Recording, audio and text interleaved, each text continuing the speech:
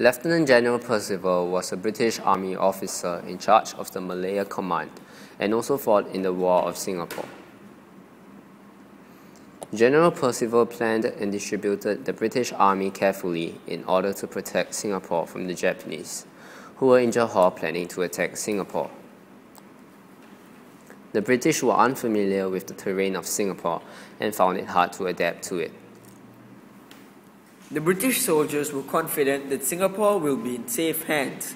The Prince of Wales and Repulse left Singapore on 8 December 1941. Unfortunately, there was no air support as the captain insisted on having radio silence.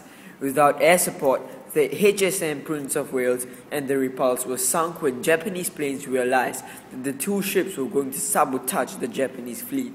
The British had fighter planes called Buffalo planes. However, the Buffalo planes were no match for the Japanese Zero fighters. The British forces were unmotivated, and hence the Japanese forced the British to surrender by cutting off their supply of water. General Percival had a hard time deciding whether to surrender or to fight on. Eventually, the British had to surrender to the Japanese, which, as Sir Winston Churchill described as the ignominious fall of Singapore and the greatest loss in British history.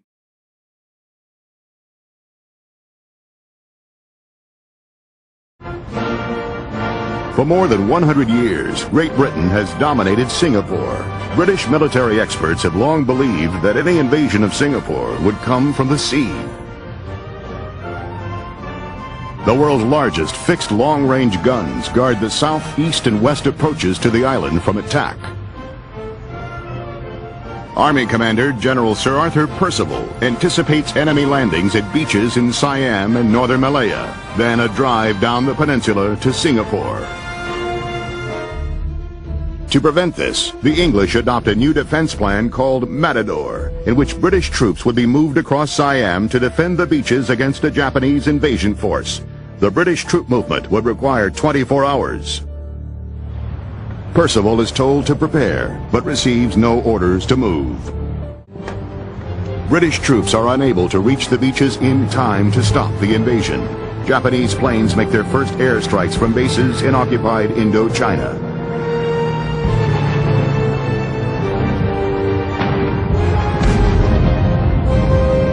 Four hours after the first invasion wave, Singapore is bombed.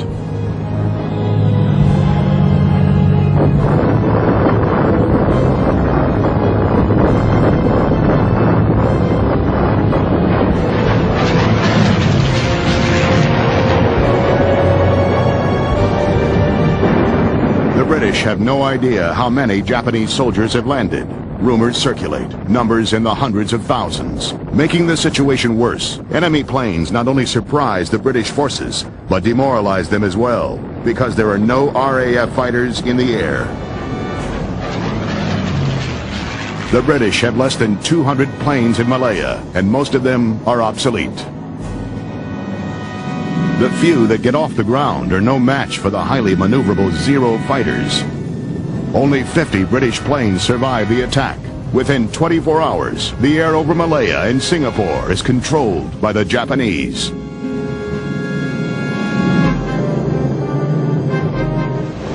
On December 10th, 97 Japanese planes attacked the only two large Navy ships in the Far East. Without RAF protection, the ships are caught in an unavoidable crossfire of torpedoes. The battleship Prince of Wales and the cruiser Repulse are sunk, taking 840 men with them, including Admiral Sir Tom Phillips, recently appointed Commander-in-Chief of the Navy in Singapore.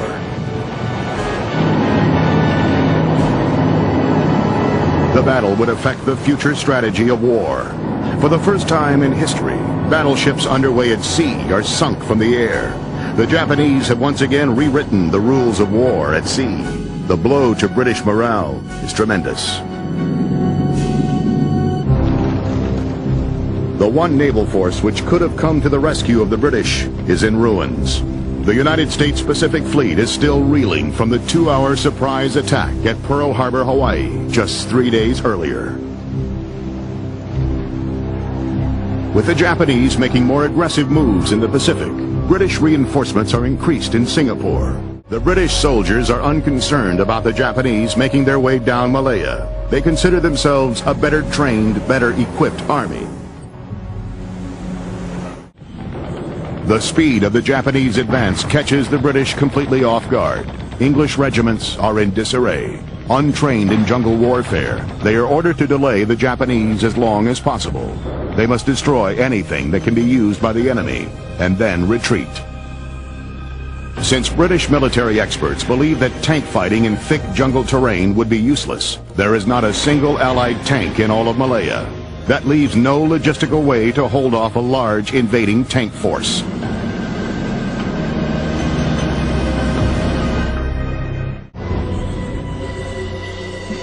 The Japanese constantly outflank the British lines with their skilled jungle fighting. By the end of January 1942, all hope of holding the Malay Peninsula has evaporated.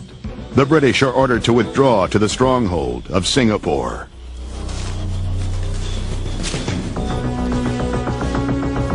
On January 31st, the British troops complete their withdrawal into Singapore. Behind them, the causeway connecting the island to the mainland is blown up, hoping to prevent any Japanese invasion.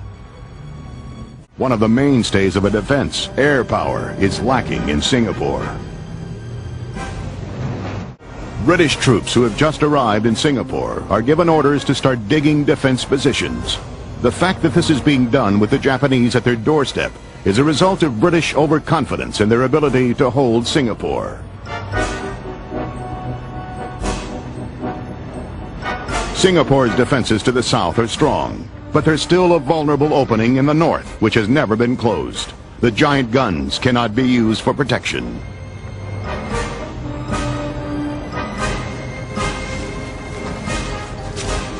General Percival spreads his men along the beaches, hoping to prevent the Japanese from getting a foothold on the island.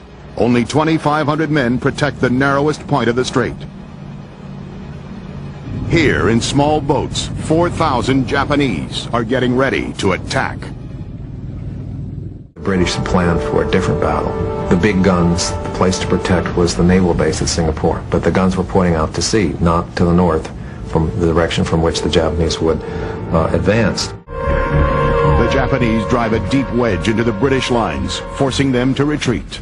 Soon, the entire city is within the range of the Japanese artillery.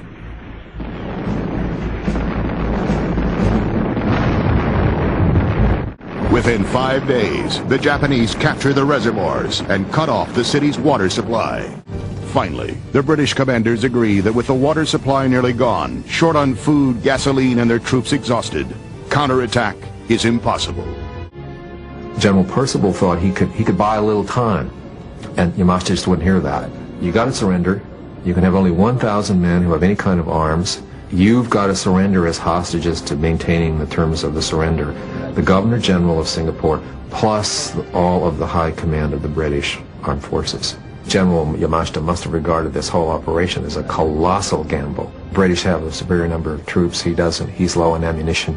Can he make this face-to-face encounter work? And he did.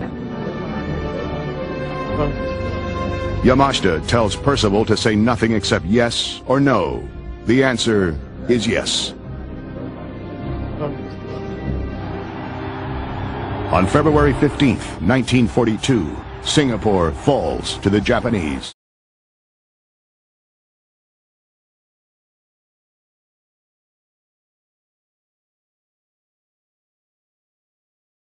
Point of fact, I'm 75 years of age at the moment. I served throughout the World War II, the whole duration in it. As we raced ashore, it was being brilliant sunlight again. In the early hours of the morning, Singapore was under a heavy attack. We could see flights coming in. I counted them in V formation, 27 Japanese bombers.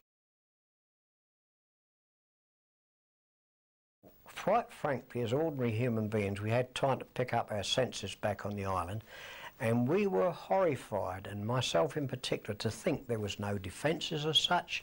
There was no airfields. It seemed an island of golf courses and hotels. There was no even any downed wiring on the beaches, nothing.